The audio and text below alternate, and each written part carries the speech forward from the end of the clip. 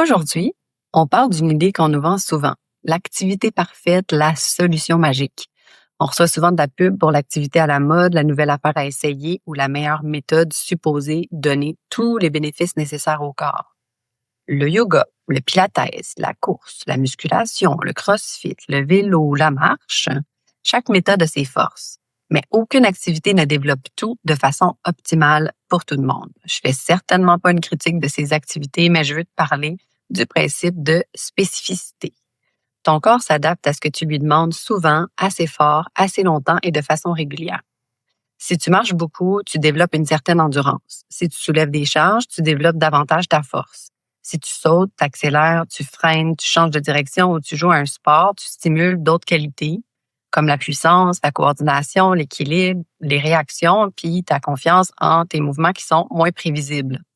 C'est pas que de marcher, c'est moins bon que de s'entraîner. C'est pas que de faire de la musculation, c'est meilleur que faire du cardio. C'est pas qu'une activité est bonne et l'autre mauvaise. C'est que chaque activité envoie un message différent à ton corps. Les données montrent aussi que certaines qualités physiques sont fortement associées à la santé à long terme. La capacité cardio-respiratoire et la force musculaire sont toutes les deux liées au risque de mortalité et elles ne sont pas exactement interchangeables. Autrement dit, être fort, c'est utile, puis avoir une bonne capacité cardiovasculaire, c'est utile aussi.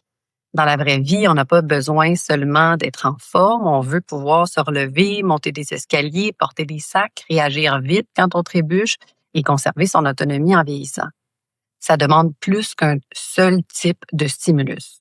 C'est là que le discours marketing peut devenir trompeur. On nous vend parfois une activité comme si elle pouvait donner à elle seule tous les bénéfices nécessaires au corps.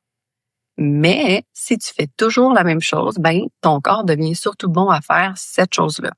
Et si certaines capacités ne sont jamais stimulées, elles risquent de rester moins développées ou diminuer avec le temps. Par exemple, si ton alimentation était composée d'un seul aliment, très nutritif, des carottes par exemple, c'est pas que les carottes sont mauvaises, c'est juste que ce serait probablement pas assez varié pour couvrir tous tes besoins.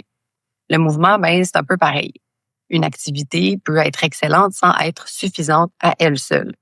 Concrètement, varier peut rester très simple. Tu peux partir de ce que tu fais déjà et ajouter une ou des petites demandes différentes à ton corps. Si tu marches toujours au même rythme, par exemple, tu pourrais ajouter une côte, des escaliers ou quelques minutes un peu plus soutenues. Si tu fais surtout du cardio, ajoute des gestes où tu pousses, tu tires, tu soulèves ou tu portes des choses.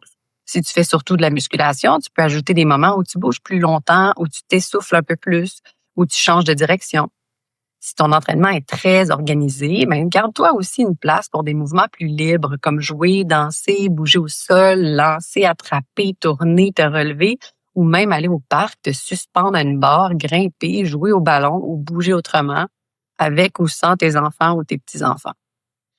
L'idée, c'est de regarder ta semaine puis te demander, est-ce que mon corps reçoit toujours le même genre de défi ou est-ce qu'il pratique un peu d'endurance, un peu de force, un peu d'équilibre, un peu de coordination et quelques mouvements moins prévisibles? Pas besoin d'une routine parfaite. Quelques variations bien choisies, intégrées à ce que tu fais déjà peuvent suffire pour donner à ton corps plus d'options et des stimuli plus variés dans la vraie vie. Donc non, ton corps n'a pas besoin d'un exercice magique, il a besoin de défis assez variés, assez réalistes, assez réguliers pour soutenir tes capacités, celles qui comptent dans la vraie vie. Et comme toujours, si tu as une douleur qui t'inquiète, qui persiste ou qui limite tes activités, ou si tu as une condition médicale particulière, consulte un ou une professionnelle de la santé en qui tu as confiance pour t'assurer que tout est OK avant de commencer ou poursuivre tes activités physiques. Abonne-toi pour plus de conseils santé concrets, nuancés et remis dans leur contexte. Si tu as aimé la vidéo, clique sur le pouce en l'air, abonne-toi et partage autour de toi.